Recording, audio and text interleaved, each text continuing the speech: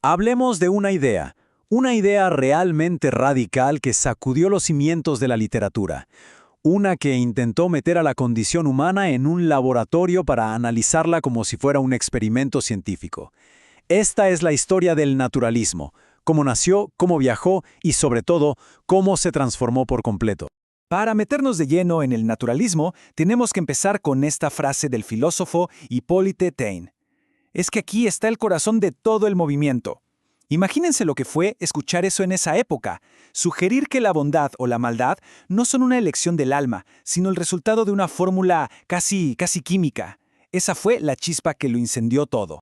Bueno, para encontrar el origen de esto tenemos que viajar a Francia, por allá de la década de 1870. Allí, un escritor, Émile Zola, inspirado por todos los avances científicos que veía a su alrededor, tuvo una visión que iba a cambiar las reglas del juego.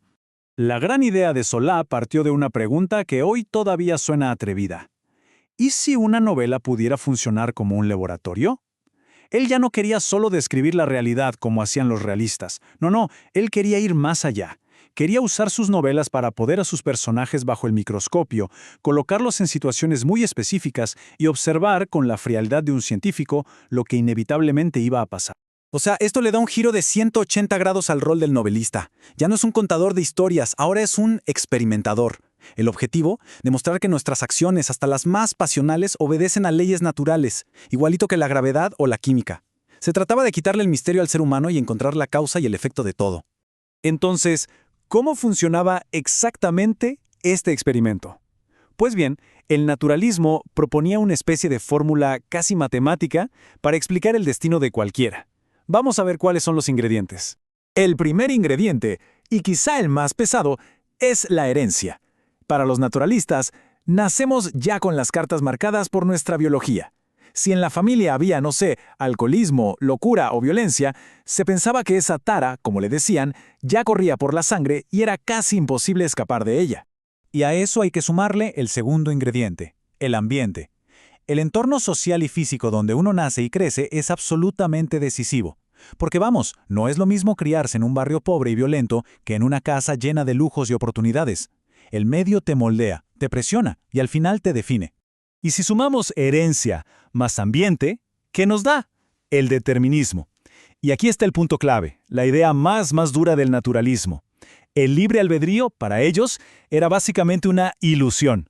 Los seres humanos no eligen su camino. Son el producto inevitable de fuerzas que no pueden controlar. Claro, con esta mentalidad tan particular, los naturalistas se fueron a buscar historias a los lugares más crudos de la sociedad.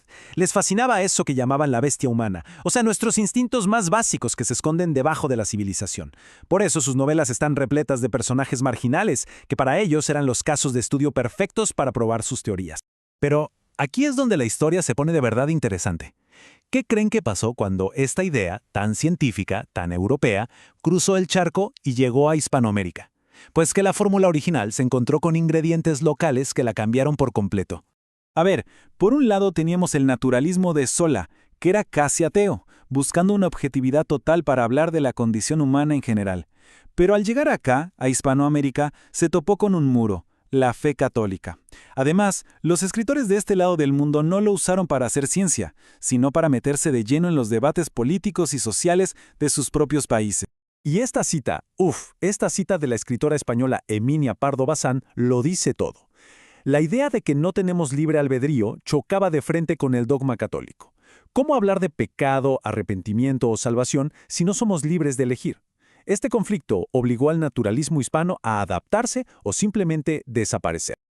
Ok, para que esto no se quede en pura teoría, veamos cómo se aplicó en la vida real. Vamos a analizar dos novelas de Hispanoamérica que tomaron la misma base naturalista y la usaron para llegar a lugares que son como la noche y el día. Nuestro primer caso nos lleva a la Argentina de finales del siglo XIX. Aquí, el escritor Eugenio Cambaceres usó el naturalismo, pero no para explorar el alma, sino como un arma para defender una postura política muy específica. Miren, la trama es un manual de naturalismo aplicado. Genaro es el resultado directo de su herencia bárbara y de un ambiente miserable.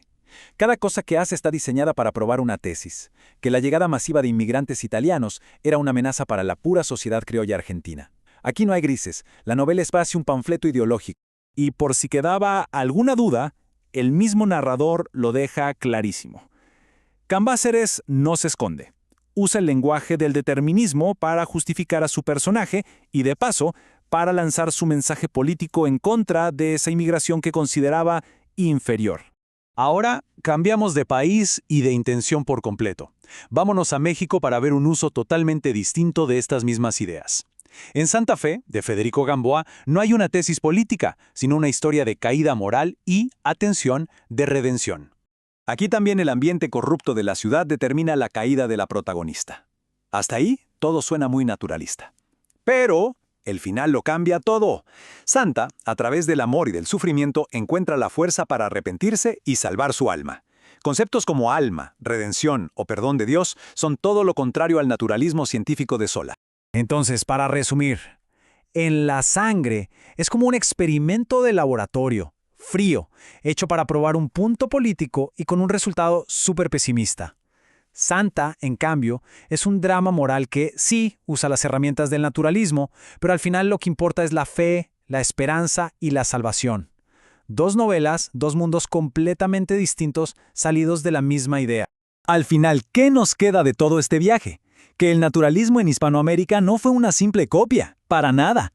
Fue una adaptación muy creativa, un movimiento que agarró una teoría científica europea y la vistió con las preocupaciones morales, políticas y religiosas de nuestro propio mundo. Y creo que no hay mejor manera de cerrar que con esta cita del crítico español Menéndez Pelayo. Escuchen bien porque es perfecta. Sostiene que en muchas de estas obras, todo el rollo científico del naturalismo era solo una fachada, una moda. Lo que de verdad movía estas historias eran las viejas preocupaciones de siempre, la moral, la política y la fe. Y todo esto nos lleva a una pregunta que sigue flotando en el aire, ¿no? Al ver cómo una misma idea se usó para observar la realidad, pero también para empujar agendas políticas y morales, uno se pregunta por el propósito del arte. ¿Es un espejo para reflejar cómo somos, sin filtros, o es un martillo para intentar construir el mundo que queremos? Una pregunta que la verdad sigue tan vigente hoy como hace más de un siglo.